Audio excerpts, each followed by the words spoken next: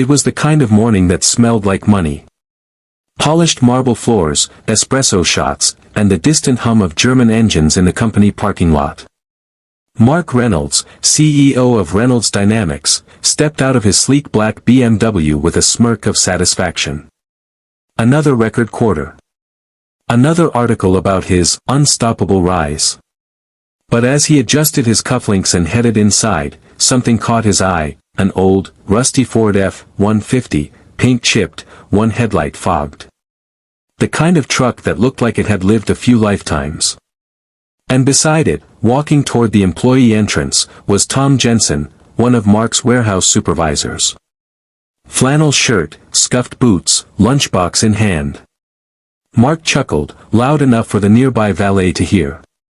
Guess someone didn't get the memo that we pay salaries, not scrap metal.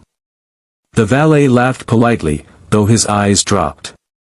Tom just smiled faintly, unlocked the truck door, and drove off for his shift. Mark shook his head. People like that will never understand success, he thought. If you believe true kindness always finds its way back, please tap the like button now and subscribe to support more stories like this. That evening, Mark was headed to the Haven Hearts annual charity gala, the city's biggest philanthropic event. Every CEO wanted to be seen there, camera flashes, champagne, designer suits. A place where generosity came with red carpets and engraved name tags. As Mark pulled into the venue's glowing driveway, he couldn't help feeling proud. He had just pledged a massive donation, $500,000. The news was already trending online. Reynolds Dynamics CEO leads the giving. He parked near the entrance, his BMW gleaming under the lights. But then, he froze.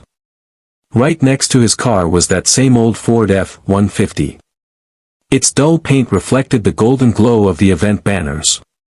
Mark blinked, confused. What was Jensen doing here? He walked closer. There was no mistake. Same dents. Same worn-out tailgate. But now, the back of the truck was filled, not with tools, but with dozens of neatly wrapped boxes labeled Winter Warmth Drive, Haven Hearts Shelter. Inside the hall, Mark couldn't concentrate. Between photo ops and interviews, he kept glancing toward the doors. And then he saw him. Tom Jensen, the warehouse worker, standing quietly at the far corner, no tuxedo, no spotlight, handing over checklists to volunteers. Mark finally approached him, forcing a polite tone. Didn't expect to see you here, Jensen. You volunteering? Tom smiled, a little embarrassed. Yeah. My daughter started this drive 3 years ago, before she passed away in that winter storm. We just keep it going for her. Those boxes out there, they're all from folks around town. We don't have much, but we make it count. Mark's chest tightened. He tried to say something, but the words wouldn't come. Then the event host's voice rang through the speakers. Ladies and gentlemen, before we begin tonight's awards, we'd like to recognize a local hero. A man who, without any sponsors or headlines, has helped over 300 homeless families survive the winter each year, Mr. Tom Jensen. Applause filled the hall. Tom looked stunned, his rough hands shaking slightly as he accepted the plaque.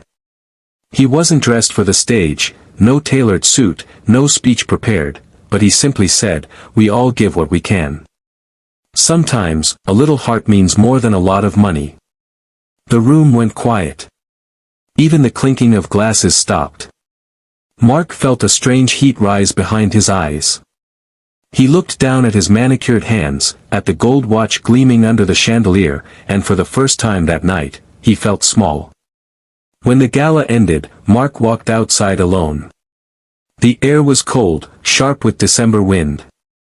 His BMW sat gleaming, empty, silent. But right next to it, that old truck stood proudly, surrounded by volunteers loading the last of the boxes.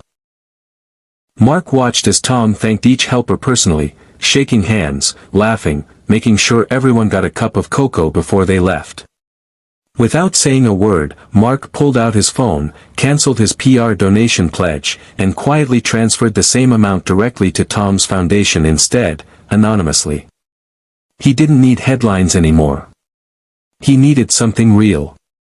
A few weeks later, the Reynolds Dynamics parking lot looked different. The CEO's reserved spot no longer had a BMW in it. Instead, it held a modest silver pickup truck, not old, but not new either. Employees whispered, curious. Some smiled knowingly. And when Mark passed by Tom in the hallway, he didn't smirk. He nodded with genuine respect. "You're doing good work, Jensen," he said softly. Tom just grinned. "Trying my best, sir." Mark paused. "No, you're doing more than that." That winter, the shelter had enough supplies to keep its doors open for the entire season. No one knew where the extra funding came from. But Tom had his suspicions. And somewhere deep down, Mark Reynolds finally understood that wealth isn't counted in zeros, it's counted in hearts helped, meals shared, and the quiet kind of kindness that never needs to be seen. We'd love to hear your story.